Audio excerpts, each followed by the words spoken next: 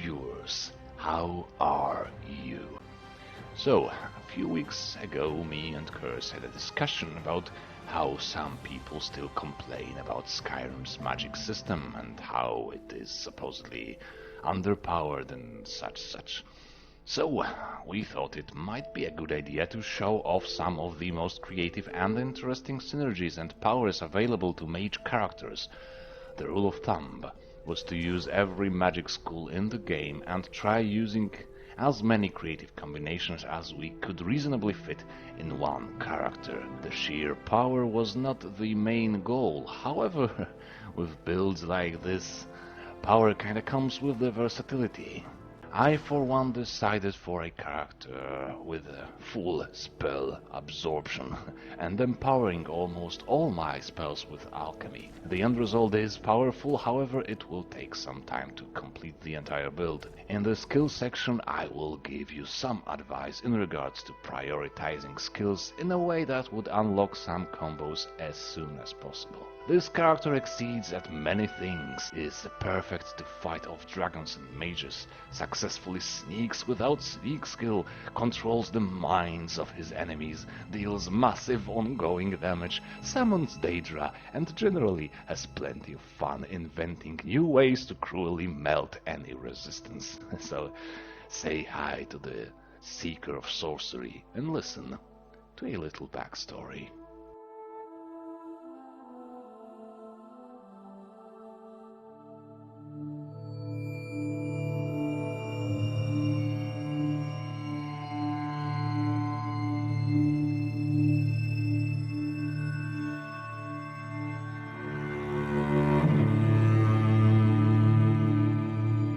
There is peace and tranquility in healing others.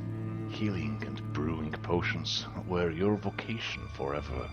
Your apprentice was your greatest friend, the one bringing peace to your soul. But it was not meant to last. She fell sick.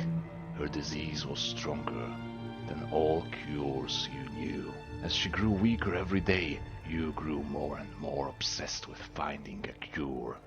You studied and experimented one sleepless night after another.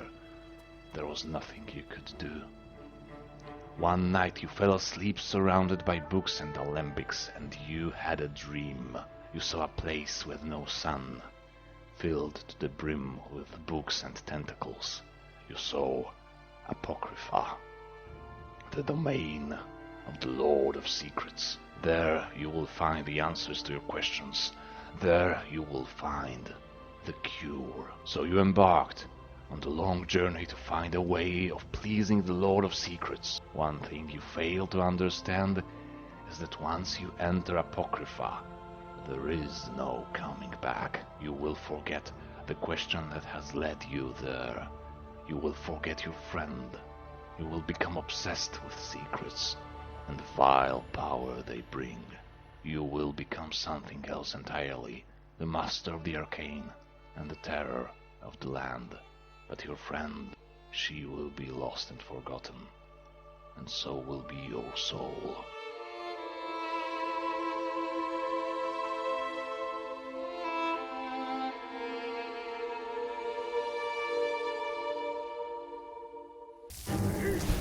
Boo-hoo! To get the best, most versatile mage character ever, you should probably go with the High Elf as the race of choice, mainly because it grants that sweet passive bonus to Magicka, but also because of the Highborn daily power, which makes it much easier to be an early game spellcaster. Your equipment as well as your standing stones will eventually give you 100% spell absorption, so you'll have no need for magic resistance. That means Breton, being one of the best choices for a mage character, will have very little to offer for this particular build. But speaking of standing stones, you will use 2 of them at once, because Ethereal Crown is a thing.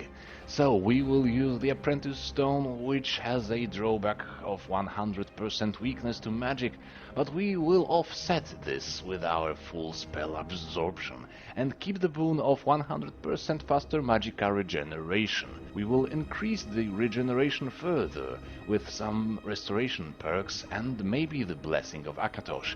All things considered, a situation when you run out of magicka will be extremely rare. We will also use the Atronach Stone, which also has a nasty penalty of reducing our magicka regeneration again, but that's counterbalanced by the restoration perks. But the 50% spell absorption is where you start to climb to the full absorption, which you will achieve by beating the Dragonborn questline.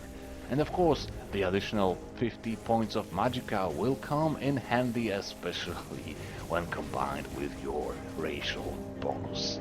And speaking of magicka, here is the attributes ratio. You could probably pull off a health-only strategy, but we will use a lot of spells. Some of them will be dual casted, so even with great many bonuses to magicka, some base magicka increase is recommended. You could of course try to use staffs and scrolls more often, especially that your potions will increase all magic damage, be it your own spells or the ones from staffs and other items. This will help you reduce the need for high magicka pool.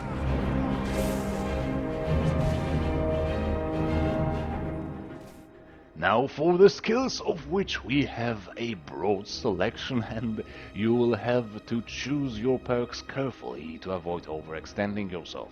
I would say it's always good for a multi-skill mage to prioritize illusion, destruction and restoration in this exact order of importance, and then fill the gaps with the remaining skills.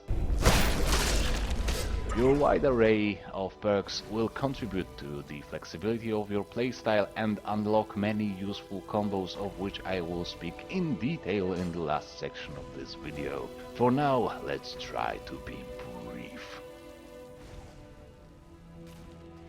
So in the illusion tree, you go for everything that can maximize the usefulness of your rage and fury rune spells.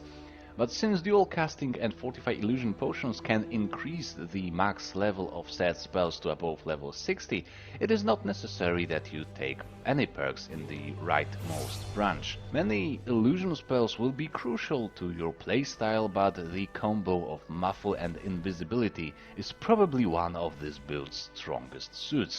It lets you approach most situations stealthily without any investment in sneak and gives you plenty of time to think about the placement of your rune spells. And speaking of runes, grab that sweet rune master perk ASAP, as you will use many runes, including the restoration based poison rune and alteration ash rune.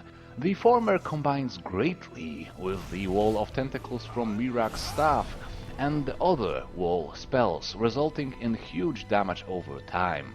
The latter is a great crowd control tool, especially if you add some invisibility spell after your foes are already incapacitated. You can use this to bypass any combat and just grab your quest items and then cast invisibility and leave. Other than that, you will use the impact perk for crowd control and frost and fire specialization perks to maximize your direct damage spells. Since you have the Aspect of Terror perk, the Intense Flames perk will raise the damage of your wall of flames by 10 points. So with that and Intense Flames, you can get 40 points of damage per second. Another 40 will come from your endgame Fortified Destruction potions.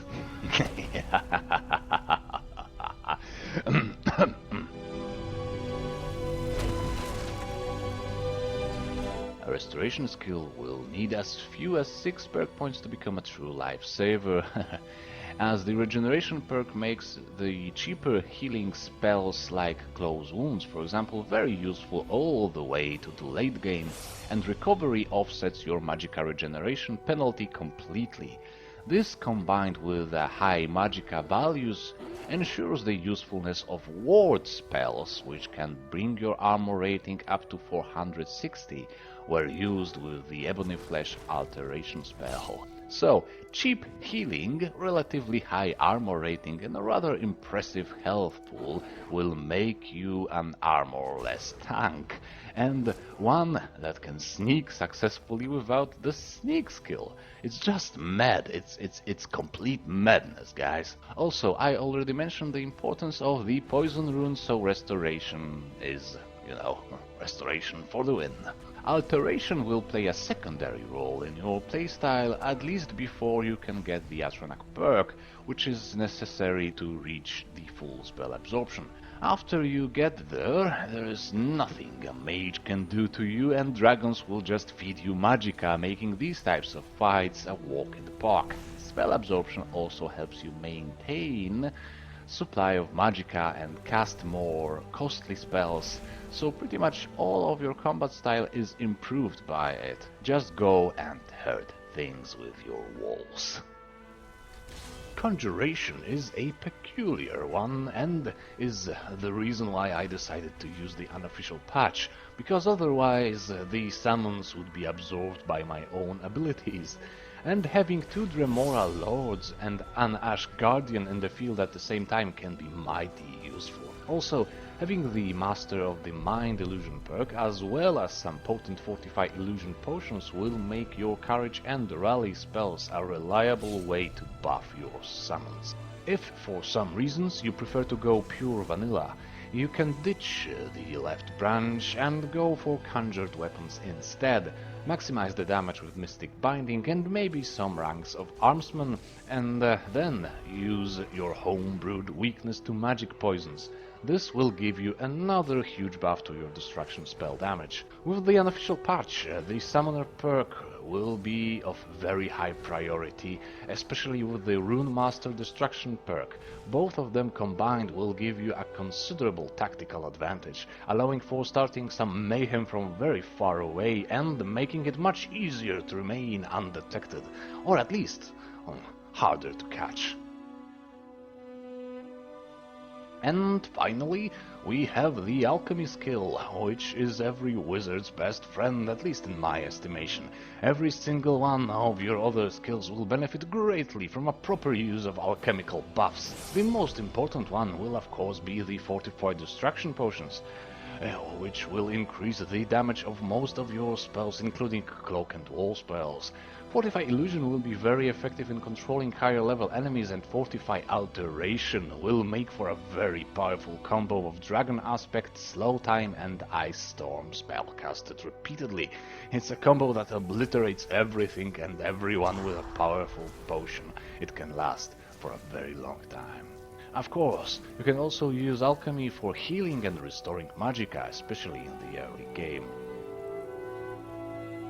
And now for the items, which will round up your build perfectly, but unfortunately they are all quest rewards, so you will probably have to plan your playthrough ahead of time. First, we have the Ethereal Crown, and its purpose in the build has already been explained.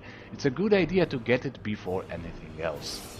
Then we will need Mirax robes and gloves, which will max out your spell absorption when the Atronach Stone and the Atronach perk are both active. The robes also have the cool Tentacle Explosion effect, which has a random chance of dealing damage to enemies that harm you. It is particularly funny to protect yourself with Ebony Flesh spell and some healing, and then just wait for your enemies to kill themselves by hitting you. You can add a Flame Cloak to this combo to make it more effective and also more cruel. Right. And of course, the Mirax staff, also obtained at the end of the Dragonborn questline, exceeds every other damage-dealing staff in terms of charges, and lets you lock your enemies away from you and opens up at least one useful combo.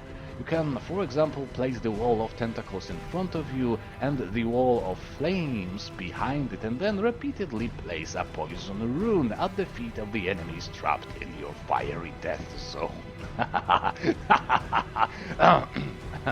Sorry about that.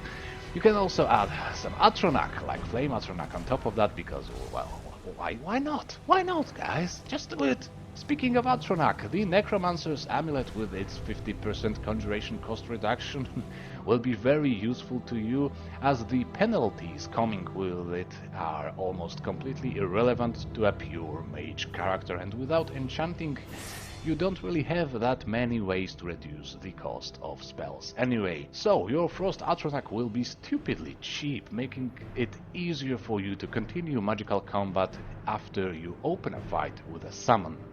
Remember as well about the Ring of the Erudite, which adds the walloping 100 to your magicka, which is almost inconceivable without high enchanting skill.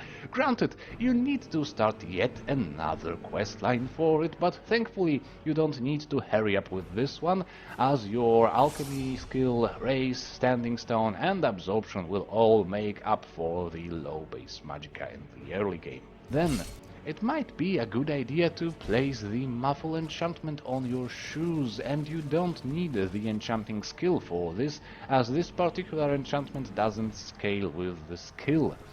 Just remember that Skyrim's level scaling may eventually make it impossible for you to find this enchantment, especially after level 46. The wiki says the blacksmith in Riften has an above average chance of having enchanted items in the inventory, so it may be a worthy idea to check that shop from time to time. And finally, you may need some additional staffs like the Wall of Flames one or Paralyze one to have an alternative mean for casting some of your most expensive spells.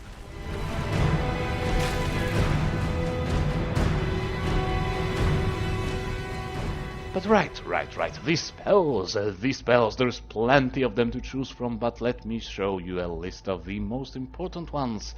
These spells here are very useful for combos and unique abilities this character can pull off. Some of them have already been shown and talked about. You can top this list with the Blessing of Akatosh and the Seeker of Sorcery Black Book ability. Both of them rather fitting thematically and also useful for honing the already high magic related stats. But maybe it's finally time to get to the point, right? Is it?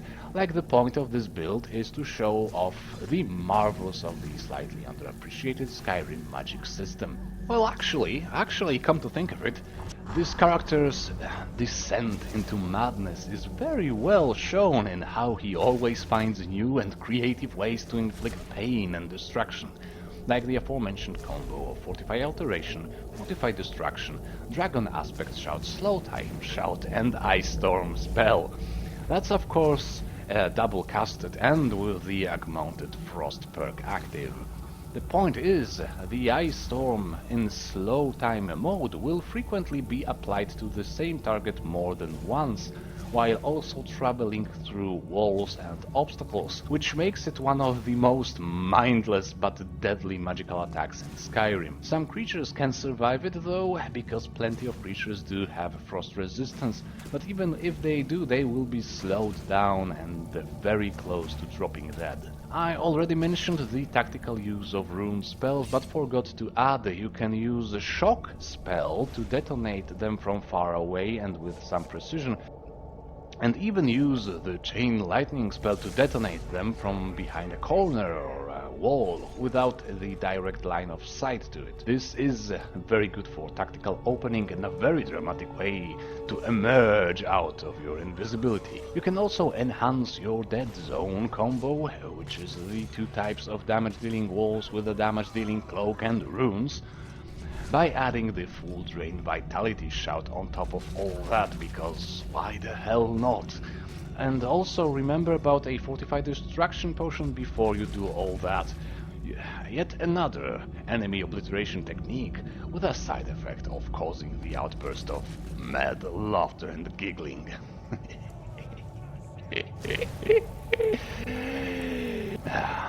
A bit easier to master is the technique of keeping everything away from you with the tentacle spray of your Mirak staff and some additional protection of the Whirlwind Cloak spell. You can use a Paralyze spell at the enemies entering the tentacles to ensure the ongoing damage will kill them off. To make it more dramatic and also more sadistic, you can slash them with a bound dagger coated with a weakness to magic poison. You can use the Cyclone Shout as the last line of defense in case anything somehow miraculously manages to go, within your melee range.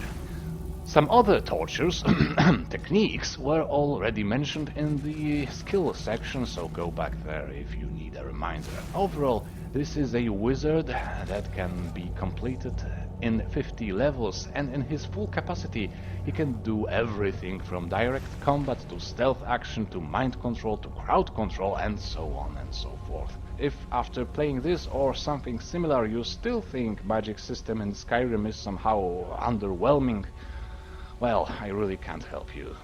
Only some mods can.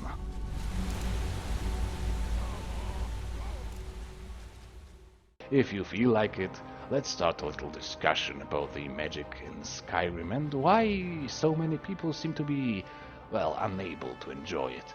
Also, like, subscribe and never mind. We will see each other again. Bye bye.